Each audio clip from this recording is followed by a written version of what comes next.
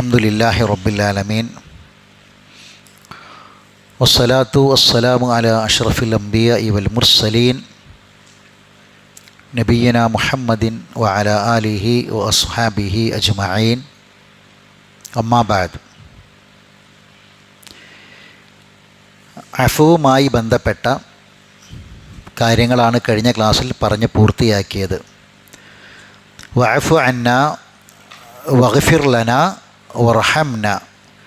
അപ്പോൾ വഅഫു അന്ന എന്നതുമായി ബന്ധപ്പെട്ട അഫുവുമായി ബന്ധപ്പെട്ട കാര്യങ്ങൾ കഴിഞ്ഞ ക്ലാസ്സിൽ നമ്മൾ ഏതാനും ക്ലാസ്സുകളിലായി പറഞ്ഞു. ഇനി ഫഗ്ഫിർ ലന, അതാണ് നമുക്ക് പഠിക്കാനുള്ളത്. ഇത് പഠിക്കുമ്പോൾ പ്രധാനമായും നമ്മൾ അറിഞ്ഞിരിക്കേണ്ട ചില കാര്യങ്ങൾ പറയാം. ഒന്ന്, അഫ്വ് എന്നത് ഉപാധികളില്ലാതെ അല്ലാഹു സുബ്ഹാനഹു വ തആല നൽകുന്ന വിട്ടുവീഴ്ചയും മാപ്പാക്കലുമാണ് അഫ്വ്, ഉപാധികളില്ലാതെ. എന്നാൽ മഗ്ഫിറത്ത് എന്ന് പറയുന്നത് അതിന് ചില അസ്ബാബുകളുണ്ട്. മനസ്സിലായിട്ടുണ്ടല്ലോ, മഗ്ഫിറത്തിന് ചില അസ്ബാബുകൾ, ചില കാര്യങ്ങൾ, ചില നിബന്ധനകൾ, ചില പ്രത്യേകമായ കാര്യങ്ങൾ മഗ്ഫിറത്തിന് വേണ്ടി അല്ലാഹു സുബ്ഹാനഹു വ തആല പറഞ്ഞിട്ടുണ്ട്. അപ്പം അഫുവും മഗ്ഫിറത്തും തമ്മിലുള്ള കാര്യമായ വ്യത്യാസം അവിടെയാണ് വരുന്നത്. നിങ്ങൾ ഈ കാര്യം ചെയ്താൽ നിങ്ങൾക്ക് ഞാൻ പുറത്തു തരാം, നിങ്ങൾക്ക് മഗ്ഫിറത്ത് നൽകാം. ഇന്ന കാര്യങ്ങൾ നിങ്ങൾ ചെയ്യാതെ വിട്ടു നിന്നാൽ നിങ്ങൾക്ക് ഞാൻ ഇന്ന കാര്യം പുറത്തു തരാം എന്ന് പറയുന്ന ആ അസ്ബാബുകൾ അടക്കമുള്ള കാര്യങ്ങൾക്കാണ്, അസ്ബാബുകളോട് കൂടിയുള്ള പൊറുക്കലാണെന്ത്, മഗ്ഫിറത്ത്. അഫ്വ് എന്ന് പറഞ്ഞാൽ അല്ലാഹു തആല അതിന് മാനദണ്ഡങ്ങളൊന്നും വെക്കാതെ തന്നെ എന്ത് ചെയ്യുക, അല്ലാഹു വിട്ടുവീഴ്ച ചെയ്ത് മാപ്പാക്കുക. അതാണ് അഫ്വ്. അതാണ് അഫ്വും മഗ്ഫിറത്തും തമ്മിലുള്ള പ്രധാനപ്പെട്ട വ്യത്യാസം. അതാണ്. അപ്പം മഗ്ഫിറത്തുമായി ബന്ധപ്പെട്ട കാര്യങ്ങൾ നമ്മൾ മനസ്സിലാക്കേണ്ടത്, ചില കാര്യങ്ങൾ കൃത്യമായി അറിഞ്ഞും ബോധത്തോടു കൂടിയും നമ്മൾ ചെയ്യുക എന്നുള്ളതാണ്. മനസ്സിലാണ്ടല്ല പറഞ്ഞത്. അഫ്വ് അല്ലാഹു തആല ചിലപ്പോൾ നമ്മൾ ചോദിക്കാതെയും പറയാതെയും നമ്മൾ ആഗ്രഹിക്കാതെയും ഒക്കെ റബ്ബിനെന്ത് ചെയ്യാം, വിശാലമായ റബ്ബിൻ്റെ റഹ്മത്തിൻ്റെ ഭാഗമായിട്ടുള്ള അഫ്വ് കിട്ടാം. അതെന്താണ്, ഒരു മാപ്പ് കൊടുക്കലാണ്. ഇപ്പോൾ കണ്ട് നിങ്ങൾ ഈ ചില രാജ്യങ്ങളിലൊക്കെ പൊതുമാപ്പ് പ്രഖ്യാപിക്കും. ആ പൊതുമാപ്പ് എന്താണ്, അത് ഉപാധികളൊന്നുമില്ലാതെ, അതേ സമയത്ത് ഇത്ര കാലം ശിക്ഷ അനുഭവിച്ച് കഴിഞ്ഞാൽ കോടതി ജയിലിൽ നിന്ന് റിലീസാക്കും, ശിക്ഷ ഒഴിവാക്കും, അല്ലെങ്കിൽ ഇത്ര സംഖ്യ പിഴ അടച്ചാൽ ആ കുറ്റത്തിൽ നിന്ന് ഒഴിവാക്കപ്പെടും. അതെന്താണ്, അതൊരു ഉപാധിയാണ് അല്ലേ, ഉപാധികൾ. മറ്റതെന്താണ്, ആ പൊതുമാപ്പ് എന്ന് പറഞ്ഞത് അവിടെ അത് അത് പ്രഖ്യാപിക്കലാണ്. അതിനെന്തില്ല, ഒരു മാനദണ്ഡങ്ങളോ കാര്യങ്ങളോ ഒന്നുമില്ല. പറയുന്നത് മനസ്സിലാവണ്ട, വഅഫു അന്നാ വഗ്ഫിർ ലനാ എന്ന് പറയുമ്പം. അപ്പം അങ്ങനെ ആ വിഷയം ആ രൂപത്തിൽ നമ്മൾ കാണുമ്പം ഈ മഗ്ഫിറത്ത് കിട്ടാൻ നമ്മളോട് പറഞ്ഞ ഉപാധികൾ നമ്മൾ ചെയ്തേ പറ്റുള്ളൂ.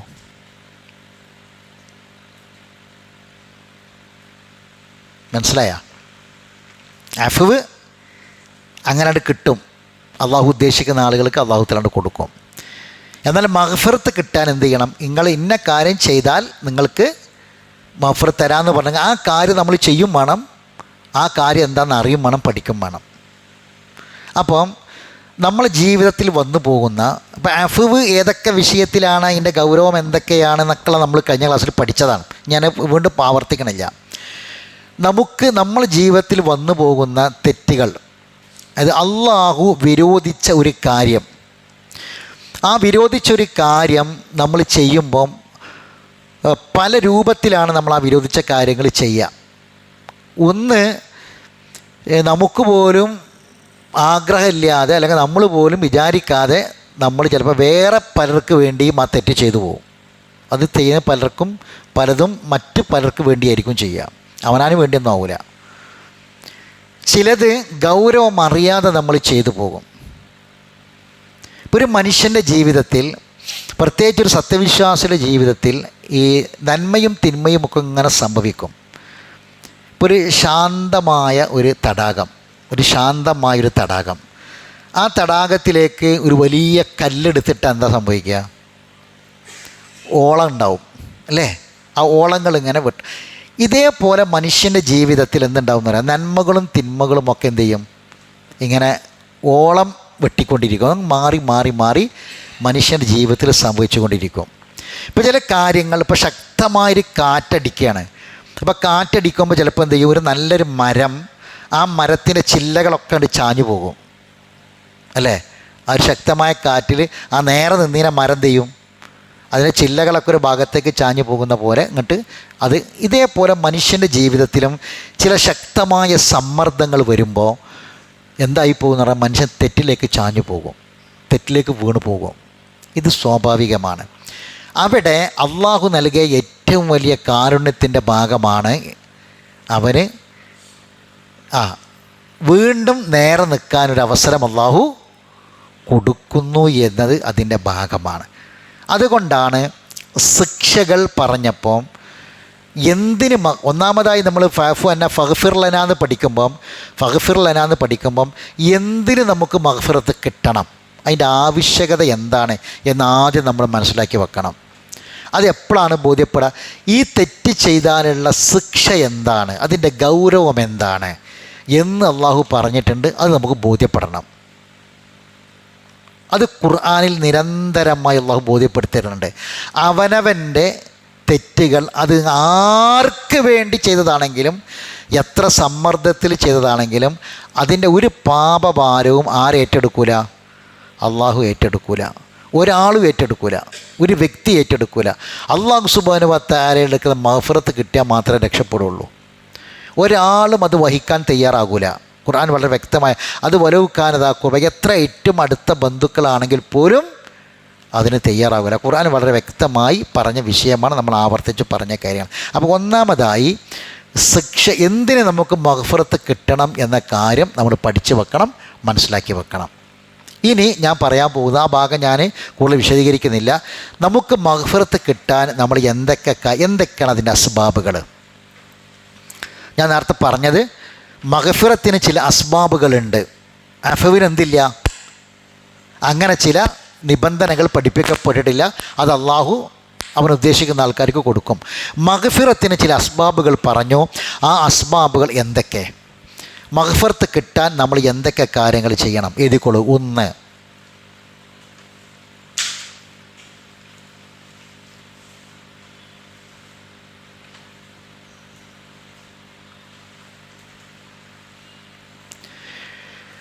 പ്രാർത്ഥിക്കണം, ദുആ ചെയ്യണം. ഒന്നാമത്തെ കാര്യം.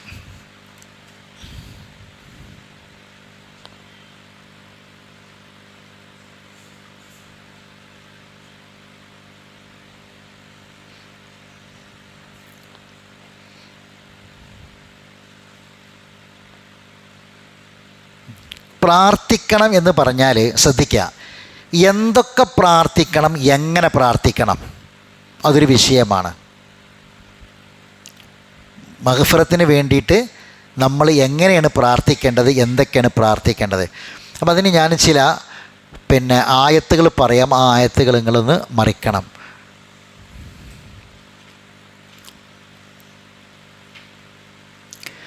ഒന്നാമത്തെ കാര്യം, അവനവൻ്റെ സ്വന്തം കാര്യം എന്ത് ചെയ്യണം? പറയണം. അപ്പോൾ അവിടെയാണ് റബ്ബി ഗഫിർലി എന്ന് വരിക. എന്താണ്? റബ്ബി ഗഫിർലി എന്ന് വരിക. അത് ഒന്ന് സൂറത്ത് ആറാഫിലെ 151, സൂറത്ത് ആറാഫിലെ 151, 7 151.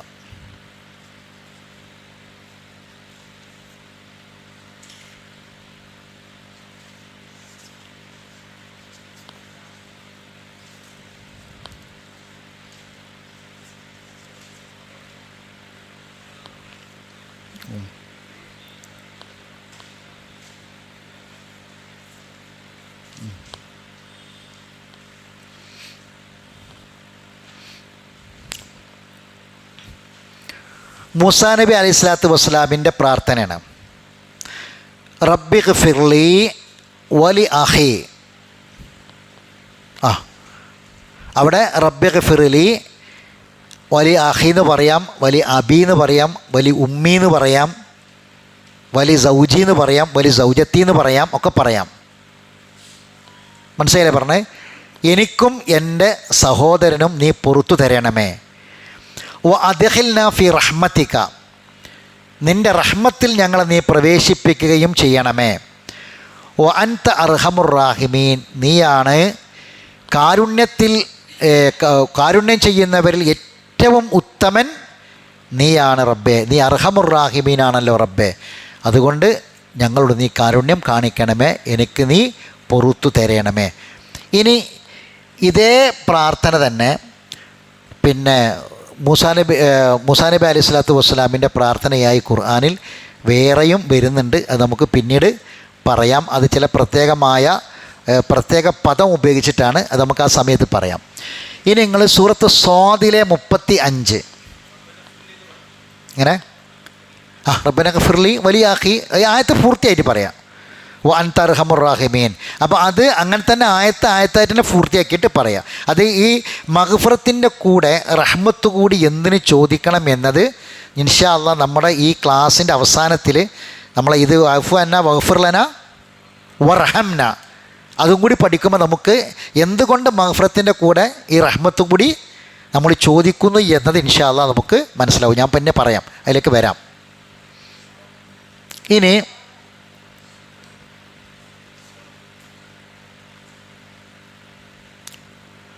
സൂറത്ത് സ്വാദിലെ 35. സൂറത്ത് സ്വാദ് എത്രാമത്തെ സൂറത്താ?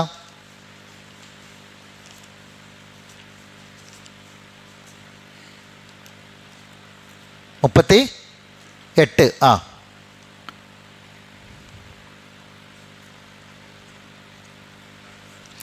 ആയത്ത് 35.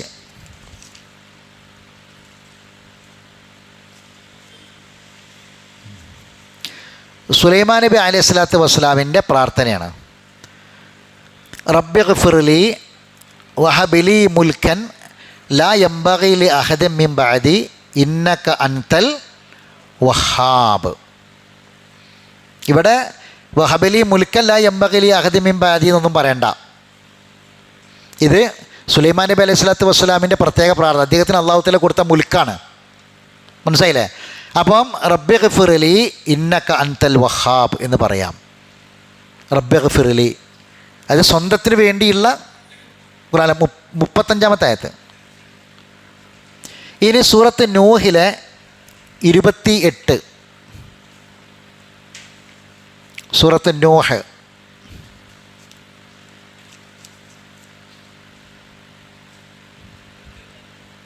71-ാമത്തെ സൂറത്ത്,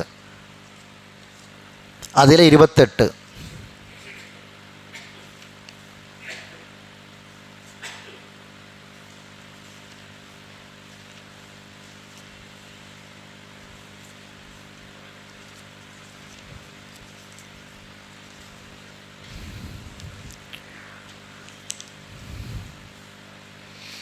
ആ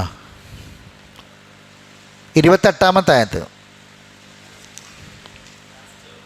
അവസാനത്തെ ആയത്ത്.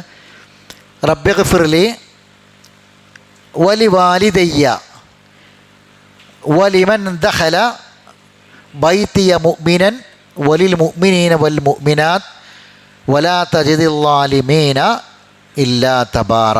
അപ്പം മാതാപിതാക്കൾക്ക് വേണ്ടി, അതുപോലെ തന്നെ പിന്നെ നൂഹ് നബി അലൈഹി സ്വലാത്തു വസ്സലാമിൻ്റെ വീട്ടിൽ സത്യവിശ്വാസികളായി വന്ന മുഅ്മിനുകൾക്ക് വേണ്ടി, മുഅ്മിനാത്തുകൾക്കൊക്കെ വേണ്ടിയിട്ട് അദ്ദേഹം പ്രാർത്ഥിക്കുകയാണ്. അവിടെയും റബ്ബി ഗഫിർലി എന്നാണ്. അപ്പോൾ റബ്ബി ഗഫിർലി വലി വാലിദയ്യ കേട്ടോ.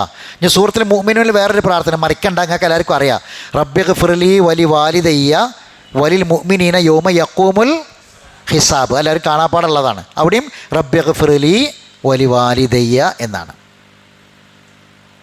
അപ്പം മഗ്ഫിറത്തിൻ്റെ അസ്ബാബുകളിൽ ഒന്ന്, നമുക്കത് കിട്ടാൻ നമ്മൾ ചെയ്യേണ്ട കാര്യങ്ങളിൽ ഒന്ന് പ്രാർത്ഥിക്കുക എന്നുള്ളത് തന്നെയാണ്. ആ പ്രാർത്ഥന ആദ്യം എന്ത് ചെയ്യണം? സ്വന്തത്തിന് വേണ്ടിയിട്ട് നമ്മൾ പ്രാർത്ഥിക്കണം. ആ പ്രാർത്ഥനകൾക്കുള്ള ഉദാഹരണമാണ് ഈ കാണിച്ചു തന്നത്. ഇനി പിന്നെ നമ്മൾ സാധാരണ കേൾക്കുന്ന സൂറത്ത് പിന്നെ സുമറിലെ ഒരായത്തുണ്ട്. നമ്മൾ സാധാരണ കുത്തുബകളിലും പ്രസംഗങ്ങളൊക്കെ പ്രത്യേകിച്ച് റമദാനിലൊക്കെ കേൾക്കുന്ന ഒരു തദബ്ബുറാട്ടെ ഞാൻ ഈ പറയാൻ പോണേ, ശ്രദ്ധിച്ച് കേൾക്കണം. കേൾക്കുന്നൊരായത്തുണ്ട്, കുൽ യാ ഇബാദിയല്ലദീന അസ്റഫു അലാ അൻഫുസിഹിം ലാ തഖ്നതു മിർ റഹ്മത്തില്ലാ. നിങ്ങൾ സുമറൊന്ന് മറിക്കെല്ലാവരും ഒന്ന് കണ്ടാളെ, ആയത്തൊന്ന് കണ്ടാളെ.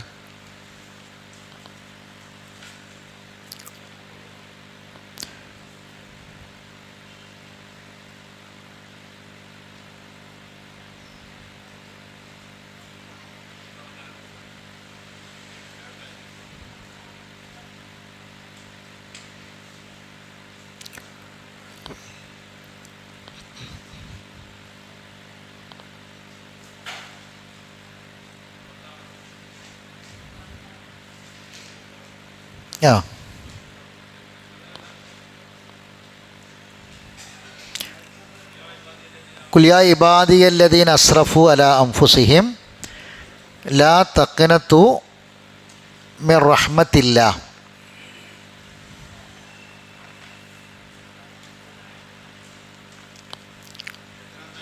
ആയത്ത് കണ്ടില്ലേ? 10ാമത്തെ ആയത്തല്ലേ? 10ആണോ? സുമറൊന്ന് മറിച്ച് നോക്കി നിങ്ങൾ. സുമറിലെ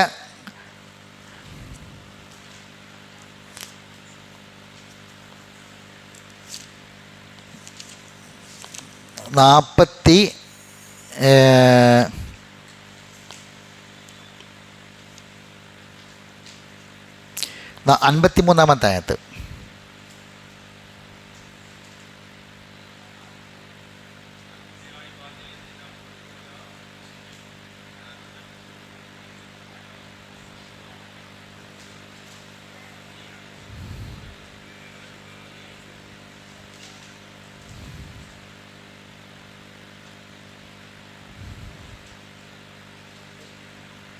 കണ്ടോ? 53 കണ്ടില്ലേ? ആയത്ത് ഓതിക്കോളി.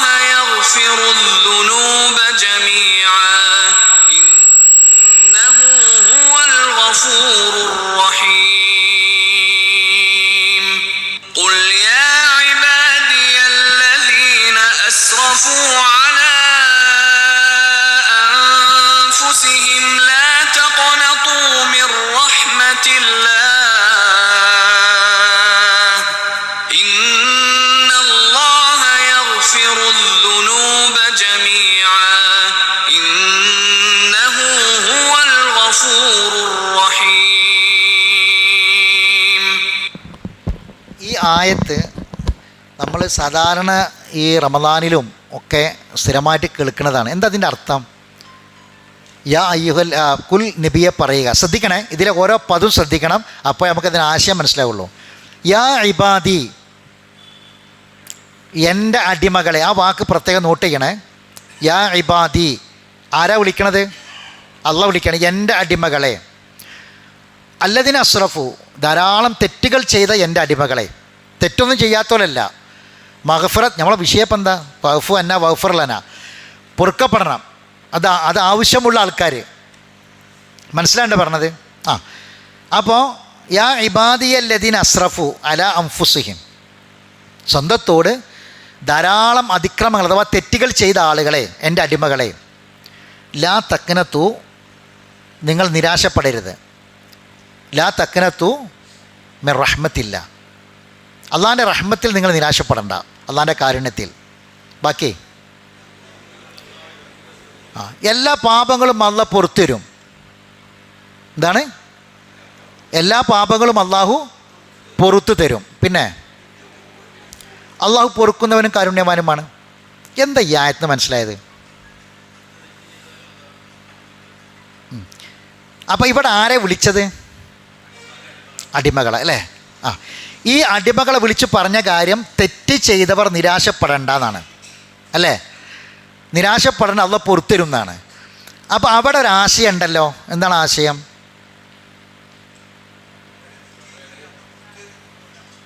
പുറത്ത് തരും അല്ലേ? പുറത്ത് തരും എന്ന് പറഞ്ഞ് മനസ്സിലാക്കിയാൽ മതിയോ? എന്ത് ചെയ്യണം? പൊറുക്കലിനെ തേടണം. പൊറുക്കലിനെ തേടണം. ഇവിടെ എന്തും കൂടി ചോദിക്കണം. മഗ്ഫിറത്തിൻ്റെ കൂടെ റഹ്മത്ത് കൂടി ചോദിക്കണം. ലാ തഖ്നതു മിൻ റഹ്മത്തില്ല അല്ലേ? പറഞ്ഞാൽ മനസ്സിലാവണ്ട. അപ്പോൾ ഞാനൊരു കാര്യം ചോദിക്കട്ടെ, ഇവിടെ ഇപ്പം എന്താ തേടേണ്ടി? നിങ്ങൾ നിരാശപ്പെടേണ്ട, അള്ളാഹ് പുറത്ത് തരും. അള്ളാഹിൻ്റെ റഹ്മത്ത്, ആ റഹ്മത്ത് ചോദിക്കുക, അള്ളാഹിനോട് പൊറുക്കലിനെ തേടുകയും ചെയ്യണം. എൻ്റെ അടിമകളെന്ന് വിളിച്ചിട്ടല്ലേ അല്ലേ? എന്നാൽ നിങ്ങൾ കേട്ടോളി, ഖുർആനിൽ ഒരു സ്ഥലത്ത് അള്ളാഹ് പറയുന്നുണ്ട്, എൻ്റെ അടിമകളിൽ ഒരു വിഭാഗം. എങ്ങനെ? എൻ്റെ അടിമകളിൽ ഒരു വിഭാഗം ആളുകൾ ഞാൻ ഈ പറഞ്ഞ കാര്യം ചോദിച്ചിരുന്നു എന്ന്. ഏത്? പടച്ചോനെ നിൻ്റെ റഹ്മത്ത് വേണം, നീ പുറത്തു തരണം എന്നവരാവശ്യപ്പെട്ടിരുന്ന ഒരു വിഭാഗം എൻ്റെ അടിമകളിൽ ഉണ്ടായിരുന്നു എന്ന്, എൻ്റെ ഇബാദുകളിൽ ഉണ്ടായിരുന്നു എന്ന്. ഈ ആയത്ത് ജീവിതത്തിൽ പ്രാവർത്തികമാക്കാനുള്ള ആയത്താണ്. ഇത് എപ്പോഴത്തിൻ്റെ ഗൗരവം എന്താ നിങ്ങൾ?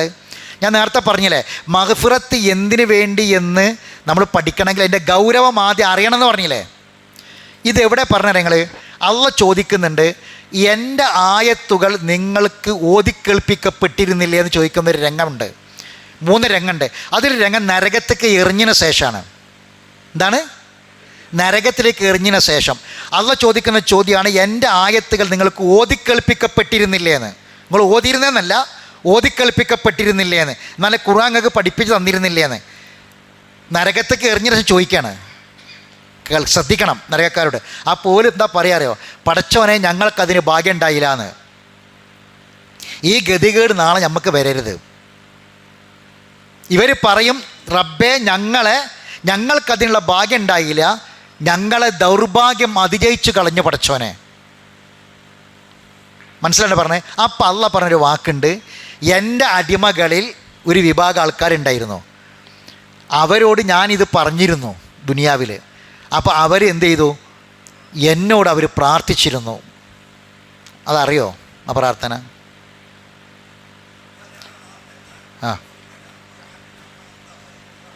ജസാക്കുമുല്ലാഹു ഖൈർ, അല്ലാഹു യുബാരിക് ഫീക്കും. ആ പ്രാർത്ഥന നിരന്തരമായി പ്രാർത്ഥിച്ചു കൊണ്ടിരിക്കണം.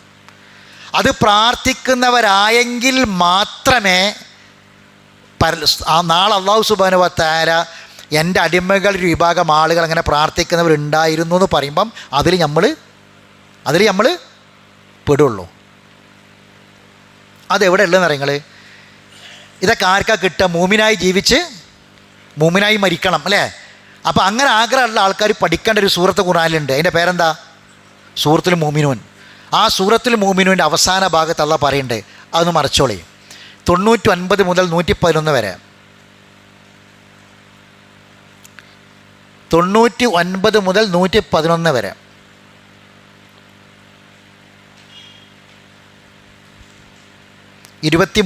സൂറത്ത് 23 മുഅ്മിനൂൻ, സൂറത്ത് നൂറിന് തൊട്ട് മുന്നിൽ.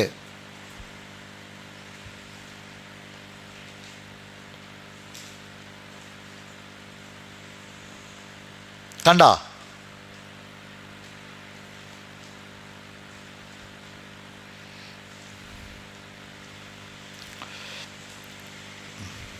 ഇനി ഇവിടെ ശ്രദ്ധിക്കേ, നിങ്ങൾ ആയത്ത് ഓതുന്നതിന് മുമ്പ് ഒരു കാര്യം ശ്രദ്ധിക്കണം. ഈ ആയത്ത് നിങ്ങൾ വായിക്കാൻ പോണ ആയത്ത് എന്താ അറിയുക? നമ്മുടെ ഓരോരുത്തരുടെയും അവനവൻ്റെ മരണമാണ്. എന്താണ്? നമ്മൾ മരിക്കുന്നൊരു സമയമുണ്ടല്ലോ, വരാൻ പോകുന്നുണ്ടല്ലോ മരിക്കുന്നൊരു സമയം. ആ മരിക്കുന്ന അവനവൻ്റെ മരണം, ഇതുവരെ നമ്മൾ കേട്ടതും പറഞ്ഞതൊക്കെ വേറെയുള്ള മരണമാണ്. നമ്മൾ മറ്റുള്ളവരുടെ മരണമാണ് നമ്മൾ പറയുക. അവനവൻ്റെ മരണം നമ്മളൊന്ന് ആദ്യം മരിക്കണം മുമ്പൊന്ന് അറിയണം. എന്താണ് ഈ കേൾക്കാൻ പോണ ആയത്ത്? ഹൃദയത്തിൽ അത്രയും നമുക്ക് ഹൃദയത്തിൽ തട്ടിയിട്ട് ഓതേണ്ട ആയത്താണ് ഈ ഓതാൻ പോണത്. ഹൃദയത്തിൽ തട്ടി ഓതാൻ പോണ ആയത്താണ്. കാരണം എന്താ അറിയുക? നമ്മൾ ഓരോരുത്തരും മരിക്കണ ഘട്ടമാണ് ഈ പറയാൻ പോണത്. നമ്മുടെ മരണം പറയാൻ പോണത്. അവനവൻ്റെ മരണം അവനവൻ്റെ മരണത്തിൻ്റെ സമയം പറയാൻ പോണത്. ആയത്ത് ഓതിക്കോളി.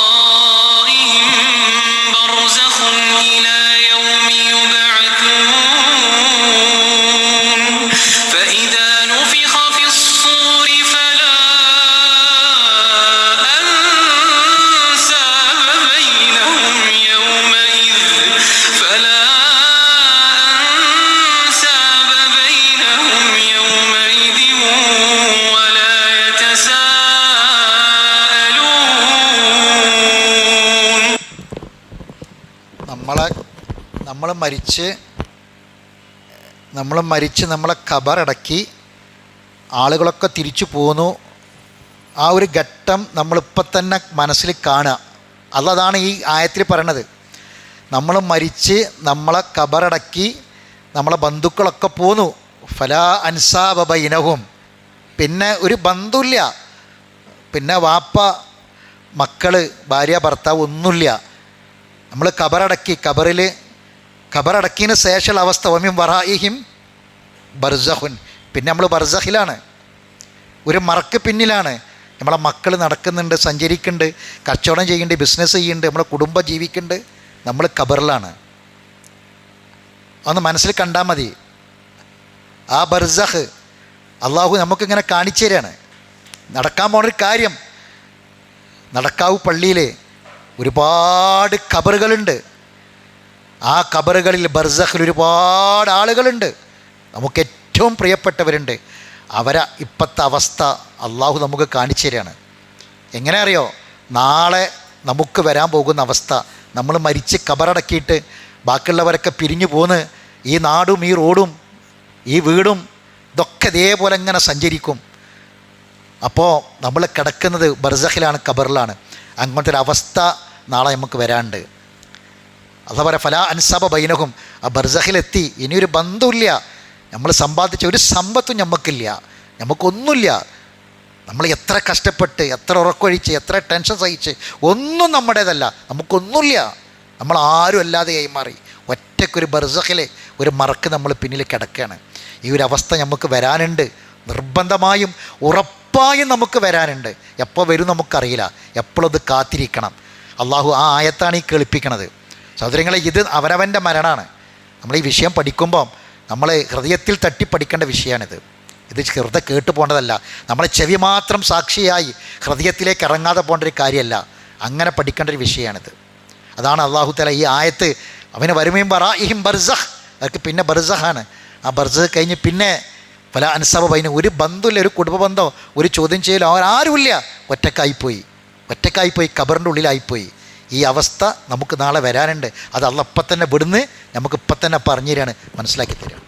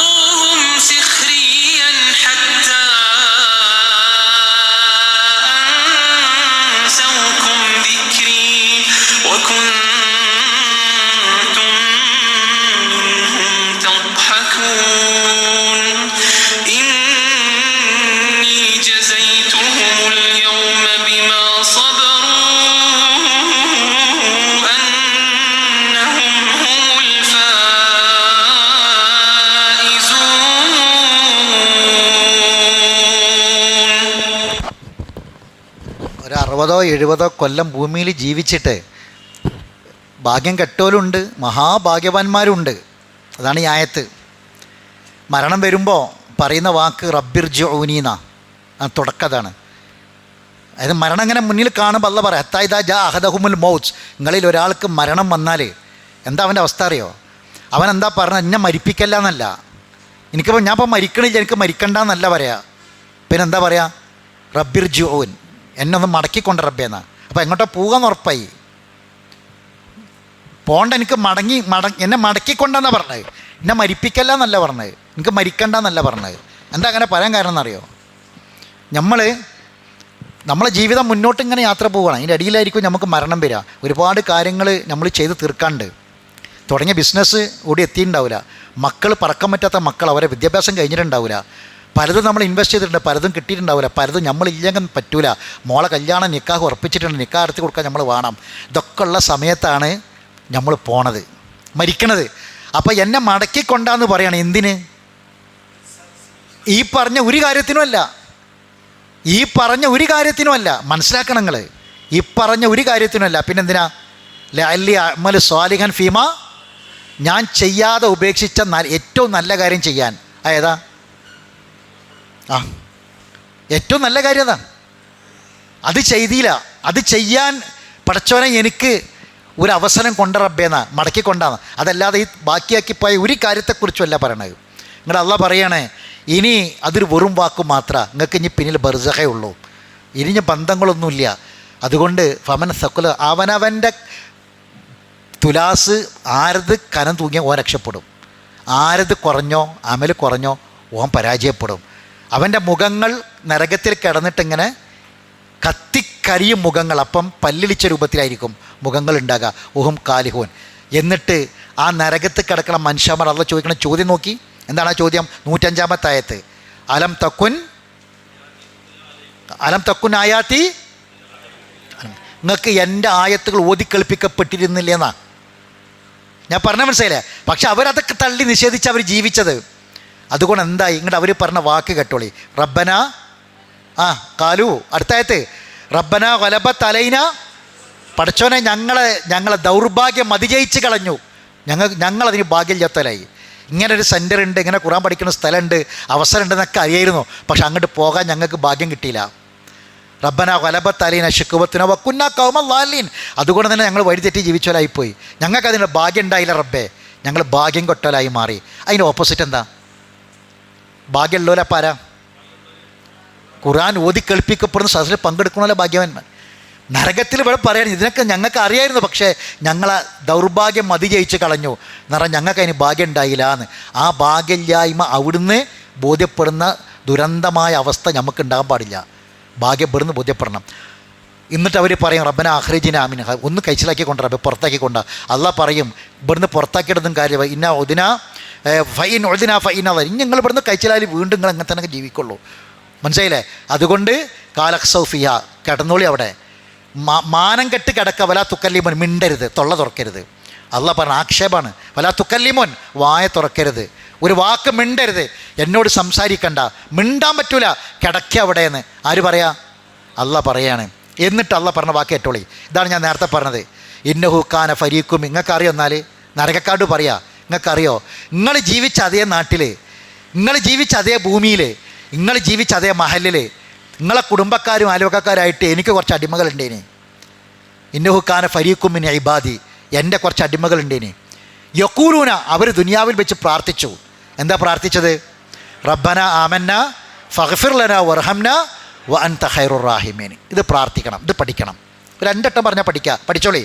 റബ്ബന ആമന്ന ഫഗ്ഫിർ ലനാ വർഹംന വ അൻത ഖൈറുർ റാഹിമീൻ. പറട്ടെ, ഫഗ്ഫിർ ലനാ വർഹംന വ അൻത ഖൈറുർ റാഹിമീൻ. പറട്ടെ, ഫഗ്ഫിർ ലനാ വർഹംന. ഈ പ്രാർത്ഥന നമ്മൾ ആചാര്യ പ്രാർത്ഥിച്ചു. ഞാൻ തുടക്കത്തിൽ ചോദിച്ചപ്പം അദ്ദേഹം ഈ ക്ലാസ് നമ്മളതേവരെ ഖുർആൻ ക്ലാസ്സിൽ പഠിച്ചു തന്നെയാണ്. ഈ ആയത്ത് പഠിപ്പിച്ചൊരു ക്ലാസ്സിൽ ഇരുന്ന് പഠിച്ചതാണല്ല. ആദ്യം അദ്ദേഹം പഠിച്ചിട്ടില്ല. ഈ ക്ലാസ്സിൽ വന്ന് ഇതേ ക്ലാസ്സിൽ ഇതിന് തൊട്ട് മുമ്പുള്ള നമ്മളെ തൊഹാബീച്ചിലെ ക്ലാസ്സിൽ ഇരുന്ന് പഠിച്ച ആ പ്രാർത്ഥന ആയതുകൊണ്ട് അദ്ദേഹത്തിന് പറയാൻ കഴിഞ്ഞത്. നമുക്കൊക്കെ ഇത് പറയാൻ പറ്റും, നമുക്ക് എല്ലാവർക്കും പഠിക്കാൻ പറ്റും. റബ്ബന ആമന്ന ഫഗ്ഫിർ ലനാ റബ്ബേ ഞങ്ങൾ വിശ്വസിച്ചിട്ടുണ്ട്, ഞങ്ങൾക്ക് ഈമാനുണ്ട്, റബ്ബേ നീ സത്യമാണ്, നിൻ്റെ സ്വർഗവും നരകമൊക്കെ സത്യമാണ്, അതാ റബ്ബന ആമന്ന ഫഗ്ഫിർ ലനാ. ഇതല്ല നമ്മളെ വിഷയം. ഫഗ്ഫിർ ലനാ പൊറുത്തുണ്ട് പഠിച്ചോനെ, വർഹംന കാരുണ്യം കാണിക്ക പഠിച്ചോനെ, വ അൻത ഖൈറു റാഹിമീൻ. ഇത് പറയുന്നൊരു അടിമകൾ ദുനിയാവിൽ ഉണ്ടായിരുന്ന അപ്പോൾ ആ അടിമയാണ് ആരെന്നറിയോ? കുലിയാ ഇബാദിയൽ അസ്റഫു അലാ അൻഫുസിഹിം ലാ തഖ്നതു മിർ റഹ്മത്തില്ല. അപ്പോൾ അള്ളാഹുവിൻ്റെ റഹ്മത്തിൽ നിരാശപ്പെടാതെ നിങ്ങൾ പൊറുക്കൽ തേടിക്കോളി എന്ന് അള്ളാഹ് പറഞ്ഞ ആ വിഭാഗം അടിമകളെ വിളിച്ചു പറഞ്ഞു. ആ അടിമകൾ അവരാണ് ഖുർആൻ പഠിക്കുന്ന ആൾക്കാർ. ആ ഖുർആൻ പഠിക്കുന്ന അടിമകളായതുകൊണ്ടാണ് എൻ്റെ അടിമകളിൽപ്പെട്ട ചില ആൾക്കാർ ഞാൻ നിരാശപ്പെടേണ്ടെന്ന് പറഞ്ഞ ആ റഹ്മത്തും ആ മഗ്ഫിറത്തും എന്നോട് ചോദിച്ചു കൊണ്ടേ ഇരുന്നവരായിരുന്നു. അങ്ങനെ അടിമ എൻ്റെ കൂട്ടത്തിൽ ഞങ്ങളെ കൂടെ. അപ്പോൾ നിങ്ങളെന്താ ചെയ്ത് അറിയോ? നരകക്കാട് പറയാണ് ഫത്തഹദ് തുമുഹും സഹരി, നിങ്ങൾക്ക് അതൊക്കെ ഒരു തമാശയായിരുന്നു, നിങ്ങളത് കളിയാക്കി സ്വീകരിച്ചു. ഹത്താ അൻസൗക്ക് ദിക്രി, അങ്ങനെ നിങ്ങളെന്താക്കി? എന്നെക്കുറിച്ചുള്ള എല്ലാ ദിക്റും നിങ്ങൾ മറന്നു കളഞ്ഞു. വക്കുൻതും മിൻഹും തദ്ഹക്കു, നിങ്ങൾ ഓലെപ്പറ്റി കളിയാക്കി ചിരിക്കുന്നവരായിരുന്നു. ഖുർആൻ പഠിക്കാൻ പോകണം. ഇപ്പം പാപ്പ വയസ്സുകാലത്ത് ഖുർആൻ പഠിക്കാൻ പോകണം, മാമ ആണ്ടാ 37 ഖുർആൻ പഠിക്കാൻ പോകുന്നുണ്ട്, രാവിലെ തന്നെ ഇറങ്ങിയിരിക്കണം ഖുർആൻ ക്ലാസ്സിന് എന്ന് പറഞ്ഞ് കളിയാക്കുന്ന പെണ്ണുങ്ങളും കുടുംബക്കാരും നാട്ടുകാരും ഉണ്ടായിരുന്നു. പക്ഷെ നിങ്ങൾ ആ കളിയാക്കലൊന്നും നിങ്ങളെ ബാധിച്ചില്ല. ബാക്കി വായിക്കേ, ഇന്നി ജസൈത്തുമുൽ യൗമ ബിമാ സബറു, നിങ്ങൾ ക്ഷമിച്ചില്ലേ? ഈ കളിയാക്കലൊക്കെ ക്ഷമിച്ചില്ലേ? ഈ ചിരിക്കലൊക്കെ ക്ഷമിച്ചില്ലേ? ആ ക്ഷമിച്ചതിനുള്ള പ്രതിഫലം ഇന്നിതാ നിങ്ങൾക്ക് നൽകപ്പെടുകയാണ്. അന്നഹും ഹുമുൽ ഫായിസുൻ, തീർച്ചയായും അവർ തന്നെയാണ് വിജയിച്ചവർ. ജീവിതത്തിലെ ഭാഗ്യവാന്മാർ, ഭാഗ്യം കിട്ടിയവർ, വിജയിച്ചവർ അവർ തന്നെയാണ്. ആരാണ് ഈ പ്രാർത്ഥന പ്രാർത്ഥിച്ച ആൾക്കാർ? റബ്ബന ആമന്ന ഫഗ്ഫിർ ലനാ വർഹംന വ അൻത ഖൈറുർ റാഹിമീൻ. ഇത് പഠിക്കണമെങ്കിൽ എന്ത് വേണം? ഖുർആൻ ഓതിക്കളിപ്പിക്കുന്ന സദസ്സിൽ വരണം, പഠിപ്പിക്കുന്ന സദസ്സിൽ വരണം. അപ്പോൾ ഭാഗ്യമുള്ളവരാരാണ്? ഭാഗ്യം കെട്ടവരാരാണ്? നാളെ ഭാഗ്യം കെട്ടവരുടെ കൂട്ടത്തിൽ പെടാതിരിക്കണമെങ്കിൽ ഇത് നമ്മൾ പ്രാർത്ഥിക്കണം. അപ്പം നമ്മൾ ആമന റസൂൽ പഠിക്കുന്നു, അതിന് അവസാന ഭാഗം വഅഫു അന്നാ വഗ്ഫിർ ലനാ വർഹംന, അതിൽ വഗ്ഫിർ ലനാ നമ്മൾ പഠിക്കണത്. അതിൻ്റെ വിശദീകരണത്തിൻ്റെ ഭാഗമാണ് ഈ പറഞ്ഞത്. ഈ പ്രാർത്ഥന മറക്കരുത്. ഈ പ്രാർത്ഥന പ്രാർത്ഥിച്ചു കൊണ്ടേ ഇരിക്കുന്നവരായെങ്കിൽ മാത്രമേ നാളെ അള്ളാഹു പറയുമ്പം നമ്മൾ ആ കൂട്ടത്തിൽ ഉണ്ടാവുള്ളൂ, ഇല്ലെങ്കിൽ നമ്മളിൽ ഉൾപ്പെടാവോ? നിങ്ങളൊന്ന് ആലോചിച്ച് നോക്കി. ഇതറിയാതെയാണ് നമ്മൾ മരിച്ചു പോണതെങ്കിലോ? ഇതറിയാതെയാണ് നമ്മൾ മരിച്ചു പോണതെങ്കിലോ? ഖുർആനിൽ ഇങ്ങനെ ഒരു ആയത്തുണ്ട്, നമ്മളെപ്പോഴും പ്രാർത്ഥിക്കേണ്ട ഒരു ആയത്തുണ്ട്. ഇങ്ങനെ പ്രാർത്ഥിക്കുന്ന ആൾക്കാരെ പറ്റി അള്ളാഹ് നാളെ പരലോകത്ത് വെച്ച് നരകത്തിലുള്ള ആൾക്കാരോട് പറയും എന്ന ഈ വിവരം നമുക്ക് കിട്ടിയോണ്ടല്ലേ ഇപ്പോൾ നമ്മൾ പ്രാർത്ഥിക്കാൻ പഠിച്ചത്, അല്ലേ? ഈ ക്ലാസ്സിൽ നമ്മൾ വന്നിട്ടില്ലെങ്കിൽ ഇങ്ങനെ ഒരു ആയത്തുള്ള നമ്മൾ അറിയോ? നമുക്ക് മനസ്സിലാക്കാൻ കഴിയുമോ? പ്രാർത്ഥിക്കാൻ പറ്റുമോ? ഇല്ല. അപ്പോൾ അതുകൊണ്ട് ഭാഗ്യം എന്ന് പറഞ്ഞത് അലം തക്കുനായാത്തി തുത്തുലാലേക്കും, അവിടെ നമ്മൾ വരണം, പങ്കെടുക്കണം. നമ്മളെ കുടുംബം വരണം, നമ്മളെ മക്കൾ വരണം, നമ്മളെ കുടുംബം വരണം, മക്കൾ വരണം, നമ്മളെ മാതാപിതാക്കൾ, നമുക്ക് ആരൊക്കെ കൊണ്ടുവരാൻ പറ്റുമോ അവരൊക്കെയും ഇതിലേക്ക് കടന്നു വരണം. എങ്കിൽ ഇതിൻ്റെ ഗുണം നാളെ നമുക്ക് ഇൻഷാ അല്ലാഹ് നമ്മളെ ബർസഖിൽ നമുക്ക് കിട്ടിത്തുടങ്ങും, നമ്മളെ മരണസമയത്ത് നമുക്ക് കിട്ടിത്തുടങ്ങും. അപ്പോൾ എന്താ പ്രാർത്ഥന? റബ്ബന ആമന്ന ഫഗ്ഫിർ ലനാ വർഹംന വ അൻത ഖൈറുർ റാഹിമീൻ. എന്ന് പറയട്ടെ, റബ്ബന ആമന്ന ഫഗ്ഫിർ ലനാ വർഹംന വ അൻത ഖൈറുർ റാഹിമീൻ. കാണാതെ പറയും. ഇനി ഇത് നമ്മുടെ നിത്യജീവിതത്തിലെ പ്രാർത്ഥനയിലാണ്ട് ഉൾപ്പെടുത്തുക. ഇത് മറക്കരുത്. ഇതങ്ങനെ പ്രാർത്ഥിച്ചു കൊണ്ടേയിരിക്കുക, മരണം വരെ പ്രാർത്ഥിക്കുക. ഇതിൻ്റെ ഗുണം കിട്ടാതിരിക്കില്ല. അള്ളാഹു അനുഗ്രഹിക്കുമാറാവട്ടെ. അറിവില്ലായ്മയുടെ വന്നുപോയ തെറ്റുകുറ്റങ്ങൾ റഹ്മാനായ റബ്ബ് വിട്ടുപുറത്ത് മാഫാക്കി തരട്ടെ. മരണപ്പെട്ടവർക്ക് അള്ളാഹു മഗ്ഫിറത്തും മർഹമത്തും പ്രദാനം ചെയ്യട്ടെ. നമ്മളെ മക്കൾ അള്ളാഹു സാലിഹായ മക്കളാക്കി തീർക്കട്ടെ. നമ്മളെ കുടുംബത്തിൽ അള്ളാഹു മനസ്സമാധാനം പ്രദാനം ചെയ്യട്ടെ. നമ്മളെ ശരീരത്തിന് അള്ളാഹു ആഫിയത്തും ആരോഗ്യം പ്രദാനം ചെയ്യുമാറാവട്ടെ. അള്ളാഹു സുബ്ഹാനഹു വ തആല നമ്മുടെ എല്ലാ നല്ല ഉദ്ദേശവും നിറവേറ്റി തരട്ടെ. റബ്ബനാ തഖബ്ബൽ മിന്നാ ഇന്നക അന്ത സമീഉൽ അലീം വതുബ് അലൈനാ ഇന്നക അന്ത തവ്വാബുർ റഹീം വആഖിറു ദഅവാനാ അനിൽ ഹംദുലില്ലാഹി റബ്ബിൽ ആലമീൻ. സുബ്ഹാനക അല്ലാഹുമ്മ ബിഹംദിക അഷ്ഹദു അല്ലാ ഇലാഹ ഇല്ലാ അൻത അസ്തഗ്ഫിറുക വഅതൂബു ഇലൈക്.